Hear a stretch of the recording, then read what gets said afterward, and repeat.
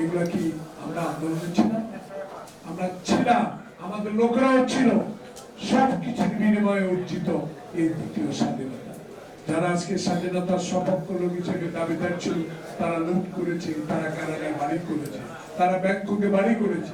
যারা মুক্তিযুদ্ধের সপক্ষ লোক হয়েছে, তারা ভুয়া 26,000 মুক্তিযোদ্ধা নিয়োগ করে টাকা লুট করেছে। তারা গ্রামে গ্রামে কি একটা ক্লিনিক তৈরি করে হাজার হাজার কোটি টাকা লুট করেছে। আজকে দেখুন, আমি আজকে দেখলাম প্রেস ক্লাবের সামনে কমিশনাররা তাদের পুনর্বহাল চায়, জহল ছিলেন। এরা কি নির্বাচনে হয়েছে? জনগণের ভোটে হয়েছে? তারা এখন আবার শুরু করেছে তাদের পুনর্বহাল করতে হবে। এদের বিরুদ্ধে কথা বলতে হবে। এদেরকে মানে যাতে কোন রকম অনুষ্ঠান করে সেই সরকারকে অস্বস্তি ফেলতে না পারে, সেই ব্যবস্থা সরকারকে অবশ্যই করতে হবে। তাই আজকে এই ক্ষুদ্র পরিসরে একটা মহৎ অনুষ্ঠান, অন্তর্বর্তীকালীন সরকারের প্রতি আমাদের জোরালো সমর্থন থাকবে। সাথে সাথে এইটুকু থাকতে হবে, রোডম্যাপ অবশ্যই আপনাকে দিতে হবে। এই রোডম্যাপের মাধ্যমে যে নির্বাচন হবে, সেই নির্বাচনে জনপ্রতিনিধিরাই বাংলাদেশের রাজনীতি ঠিক করবে। বাংলাদেশের সংবিধান পরিবর্তন হবে কি হবে না, সেই বিষয় ঠিক করবে। তাই আজকে সংস্কারের প্রতি আমাদের সমর্থন আছে, কিন্তু সব বিষয়ে সংস্কার করতে গেলে সময় কেমন হবে বলে জনগণ মনে করে, আমি মনে করি। তাই আজকে আমাদের দলের নেতা তারেক রহমানের নির্দেশ মোতাবেক আমরা আছি গ্রামে।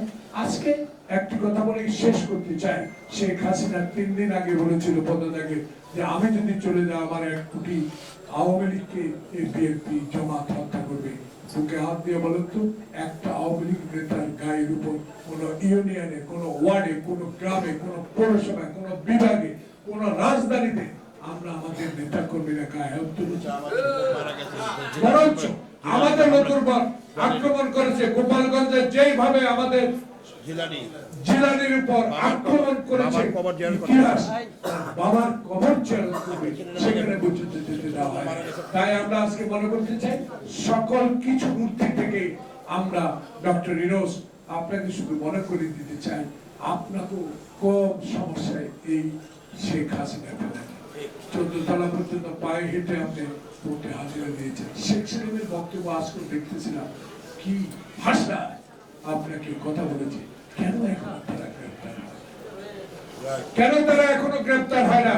কোথায় হারুন বিপ্লব মেহেদী, যারা আমার বিএনপি অফিস তছনছ করে ভেঙে আমার নেতাদেরকে গ্রেপ্তার করেছে? অস্ত্র বাইরে থেকে এনে, বোমা বাইরে থেকে এনে যারা ব্যাগে করে মামলা দায়ের করেছে। আমি আমেরিকায় ছিলাম, আমার নামে পর্যন্ত মামলা হয়েছে। আজকে তারা কোথায়? কেন আইনের আওতায় তারা আনা হচ্ছে না? তাই আজকে জনগণ প্রত্যাশা করে, অবৈধ এমপি যারা 96 সালে 2024 সাল পর্যন্ত অবৈধ সম্পত্তির মালিক হয়েছে, তাদেরকে আইনের আওতায়, বিচারের আওতায় আনা হোক। শেষ একটি দাবি করছি, অবিলম্বে ভারতের কাছে দাবি, আপনার কাছে আছে, দয়া করে হস্তান্তর করুন। কারণ আপনার সাথে বন্দি বিনিময় চুক্তি আছে। অনতিবিলম্বে সরকার, অন্তর্বর্তী সরকারের দাবি জানাবো, শেখ হাসিনাকে বাংলাদেশের ফেরত আনে একটা উদাহরণ সৃষ্টি করুন। সবাইকে ধন্যবাদ। আসসালামু আলাইকুম।